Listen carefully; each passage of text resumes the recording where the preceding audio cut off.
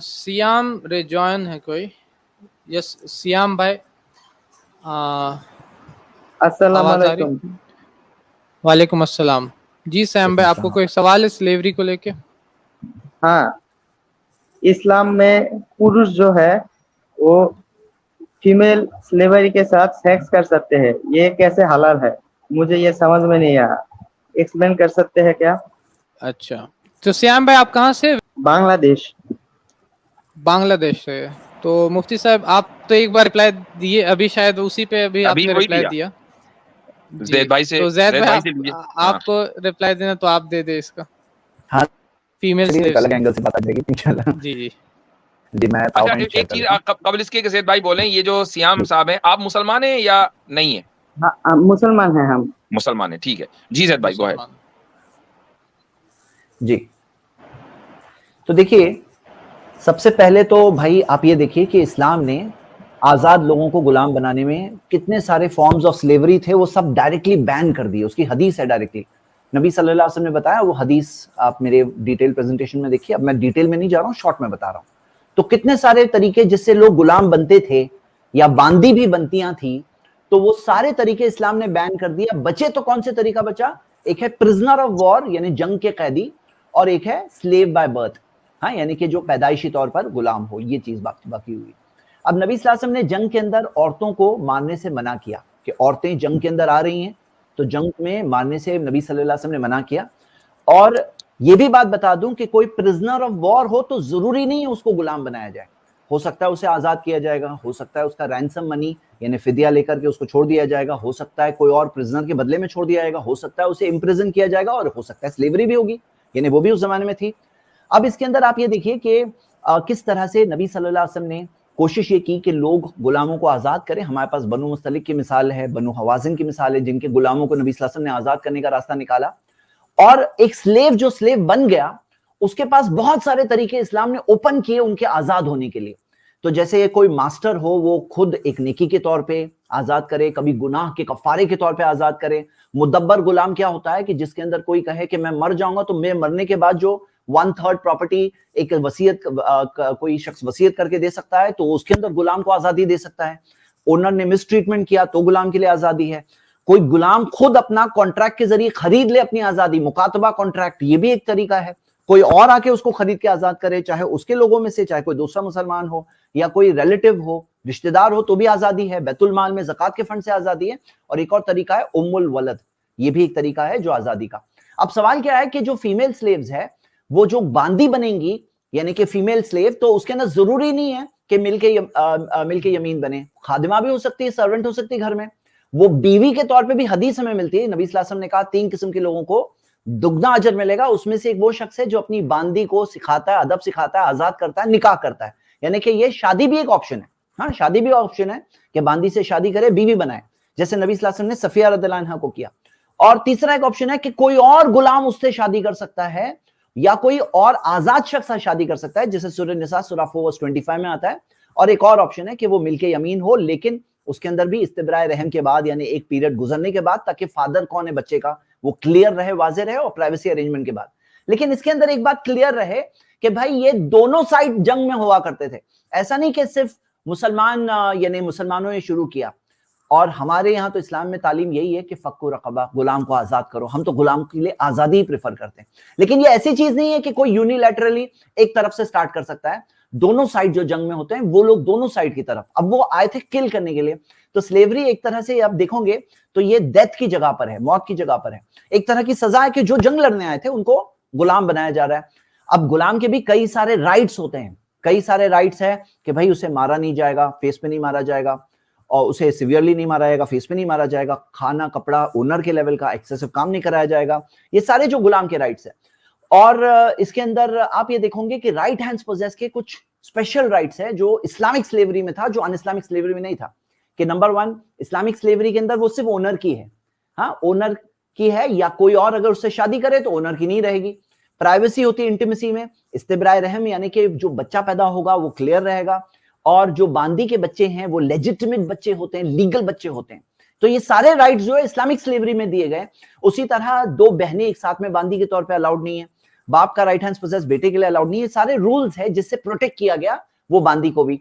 अब इसके अंदर कंसेंट का मामला तो हम देखते हैं कि कंसेंट वो जब आई जंग के अंदर तो अंडरस्टूड बात है। अब जैसे कोई कहे कि मैं जंग में आया, मैंने कंसेंट नहीं दिया कि तुम मुझे मार सकते हो। तुम जंग में आए हो तो तुमने ऑब्वियसली, जब तुम मारने आए हो तो कंसेंट तो हो ही गया कि तुम्हें भी मारा जा सकता है जब जंग में आए हो। तो उसी तरह वो जमाने के जंग के अंदर औरतें जब जंग में आती थी तो उनका अंडरस्टूड कंसेंट है कि वो बांदी बन सकती, उनको पता था। और जो उनके लीडर्स का डिसीजन है वो उनपे भी नाफिज होता है। और आप देखोगे कि उस जमाने में जैसे हदीस आप बुखारी की देख रहे हैं, उहुद की जंग के अंदर औरतें भी शरीक थी, उसकी डिटेल हदीस है। दूसरी हदीस देखिए कि यहाँ पे हवाजिन और सकीफ के भी जो औरतें साथ में वो लोग लाते थे, यानी उस जमाने में ऐसा था कि वो लोग औरतों को साथ में लाते थे ताकि मर्द फाइटर्स के ऊपर और प्रेशर बढ़ता था कि लड़ना है ताकि औरतें भी हमारी साथ में हैं। ये उनके अंदर ऐसी सोच थी। एक और कंसेप्ट है टोटल वॉर का कंसेप्ट, कि मान लो कि पूरा का पूरा कबीला उसमें जंग में इन्वॉल्व है, तो फिर पूरा के पूरा जब कबीला इन्वॉल्व है तो फिर हर कोई उसके अंदर फाइटर में, कम्बैटेंट्स में काउंट होगा। अब एक बांदी जो हो सकता है खादिमा के तौर पर है, लेकिन उसे मिलके यमीन के होने में वो इंटरेस्टेड भी हो सकती है। क्यों? क्योंकि वो जब खादिमा है तो वो तो बांदी है, हाँ बांदी है, उसके फ्री होने के दूसरे तरीके हैं। लेकिन अगर वो मिलके यमीन हो तो फिर अगर बच्चा होता है उसके थ्रू तो उम्मुल वलद के रूल के हिसाब से उसके पास एक हायर स्टेटस उसका होता है। और उसके पास एक चीज है कि वो जब उसका ओनर का इंतकाल होगा उस टाइम पे वो आजाद हो जाएगी, तो एक हायर स्टेटस है। और उसके बच्चे जो है वो ओनर के उसको बेचना अलाउड नहीं होगा। और जो ओनर, जो उसके बच्चे हैं वो पूरे लेजिटिमेट बच्चे, वारिस होते हैं, उनके इक्वल राइट्स होते हैं, तो इस वजह से वो और भी इंटरेस्टेड होगी, मतलब उस जमाने के हालात में। तो अब यहाँ पे जो कहते हैं ना कि भाई ये तो रेप के जैसा हुआ, तो भाई सिंपल सी बात है, रेप के ना ब्रूटल फोर्स होती है, हार्म होता है, फिजिकल इंजरी होती है। राइट हैंड पोजेस के लिए मारना, ये जो है ना, ये इस तरह से फेस पे मारना, हार्म करना अलाउड ही नहीं है। वो तो उल्टा कंप्लेन करके अपनी आजादी पा सकती है। बच्चे जो रेप के होते हैं वो लेजिटिमेट नहीं होते हैं, लेकिन राइट हैंड पोजेस के बांदी के थ्रू जो बच्चे होते हैं वो पूरी तरह से लीगल होते हैं। रेप में मल्टीपल लोग रेप कर सकते हैं, बांदी के अंदर कोई और नहीं उसके साथ रिलेशन कर सकता, वो उसी की, यानी एक टाइप की वाइफ हुई, वो एक लेसर स्टेटस है लेकिन टाइप ऑफ वाइफ हुई पूरी तरह से। बांदी के कोई रेप में कोई रिस्पॉन्सिबिलिटी नहीं होती है, खाना, क्लोथिंग, शेल्टर देना होगा, लेकिन राइट हैंड पोजेस की पूरी रिस्पॉन्सिबिलिटी होती है बांदी की कि खाना, कपड़े, शेल्टर, वो भी जो खुद का स्टैंडर्ड है वो स्टैंडर्ड के हिसाब से। और रेप के अंदर ऐसा कोई रूल नहीं है कि उसके प्रोटेक्शन का, जैसे बांदी के लिए उसकी दो बहनें एक साथ में बांदी नहीं हो सकती एक शख्स की, ऐसे कई सारे रूल्स है उसके प्रोटेक्शन के लिए। अब बाज लोग कहते हैं ये तो टाइप ऑफ प्रोस्टिट्यूशन हो गया, तो चलो सामने सामने हम लोग कंपैरिजन देखते हैं। प्रोस्टिट्यूशन में बच्चों की कोई लेजिटिमेसी नहीं होती है, प्रॉपर्टी राइट्स नहीं होते, मेंटेनेंस राइट्स नहीं होते, लेकिन बांदी के बच्चों के सारे राइट्स होते हैं। प्रोस्टिट्यूशन में क्लैरिटी नहीं होती कि बाप कौन है, लेकिन बांदी की क्लैरिटी होती है कि बाप कौन है। प्रोस्टिट्यूशन में कोई जिम्मेदारी नहीं होती, खाना, क्लोथिंग, शेल्टर, लेकिन बांदी के पूरी तरह से रिस्पॉन्सिबिलिटी होती है कि खाना, क्लोथिंग, शेल्टर ये सब सेम स्टैंडर्ड के हो। प्रोस्टिट्यूशन कब तक चलेगा? जब तक ब्यूटी है, जब तक उम्र ठीक है, जब डिजीज, बीमारियां नहीं लगी है। लेकिन बांदी बीमारी हो जाए, उम्र हो जाए, कुछ भी हो, उसको नहीं छोड़ा जा सकता जब तक कोई और उसकी जिम्मेदारी लेने को ना हो जाए। प्रोस्टिट्यूशन एक शॉर्ट टर्म रिलेशनशिप है, बांदी का एक लॉन्ग टर्म रिलेशनशिप, यानी कोई एंडिंग नहीं है उसके अंदर, मतलब वो ऑल लाइफ टाइम रिलेशनशिप हो सकता है, इसमें कोई एंडिंग नहीं है। जैसे शादी में कोई एंडिंग नहीं होती है, तलाक हो सकता है, उसी तरह बांदी में भी एंडिंग हो सकती है, लेकिन कोई टाइम लिमिट वाली चीज नहीं होती है। प्रोस्टिट्यूशन के अंदर इमोरालिटी, बेहयाई फैलती है मार्केट में, दुनिया में, लेकिन यहां पर उसको दूसरों को अट्रैक्ट नहीं करना है, वो उसके ओनर की है, वो उसके ओनर की है, तो इस तरह से सोसाइटी इमोरल नहीं होती है। और प्रोस्टिट्यूशन में बहुत ज्यादा औरतों से वो यूज्ड अप होने के चांसेस रहते हैं, लेकिन हाई राइट हैंड पोजेस के लिमिटेड पार्टनर्स हो सकते हैं जब तक फाइनल के साथ में सेटल हो जाए, तो ये चीज मिलती है। बल्कि हम देखते हैं कि जो हमारे जमाने में कंसेंशुअल सेक्स के अगर आप कंपेयर करोगे तो उससे ज्यादा फार बेटर राइट्स तो बांदी के हैं, उससे फार बेटर राइट्स। बल्कि मैरिज से काफी चीजें सिमिलर है कि शादी के अंदर जो राइट्स आप देख रहे हैं चार्ट के अंदर, शादी और राइट हैंड पोजेस के सिमिलरिटीज दी गई है, ऑफ कोर्स डिफरेंसेस भी है, और मैं पूरी डिटेल्स में नहीं जा रहा हूं। तो यहाँ पे मेन बात ये है इसके अंदर कि हम ये देख रहे हैं कि ये उस सिनेरियो के अंदर है, वो सिनेरियो के अंदर जहां पे दो तरफ, एक तरफ वो लोग हैं उनके पास कोई मॉरल्स नहीं, कोई लिमिट्स नहीं, कोई राइट्स नहीं, औरतों के साथ ज्यादतियां होंगी, और इस्लाम ने औरतों को राइट्स दिया, बांदियों को राइट्स दिया। और हम लोग प्रेफर क्या करते हैं? हम तो प्रेफर यही करते हैं, क्या प्रेफर करते हैं कि ना रहे, लेकिन ये यूनिलैटरली नहीं हो सकता। जैसे मिसाल हमारे पास, हमारे इस्लाम के अंदर जला के मारना हराम है। अब अगर कोई मुस्लिम फौज है जो जंग लड़ रही है और वो कहे कि हाँ जला के मारना हराम है, इसलिए हम एक्सप्लोजिव्स नहीं यूज कर सकते हैं, हाँ बॉम्ब्स, एक्सप्लोजिव्स हम लोग नहीं यूज कर सकते हैं, तो क्या वो जंग लड़ सकती है उस सिचुएशन में? तो नहीं। हमारे यहाँ ये भले ही हमें तालीम है कि जला के नहीं मार सकते हैं, लेकिन जब तक दोनों साइड्स इसमें म्यूचुअल ट्रीटी ना कर लें, जैसे न्यूक्लियर नॉन प्रोलिफरेशन की ट्रीटीज वगैरह होती है, तो तब तक एक मुस्लिम फौज यूनिलैटरली नहीं कर सकती है।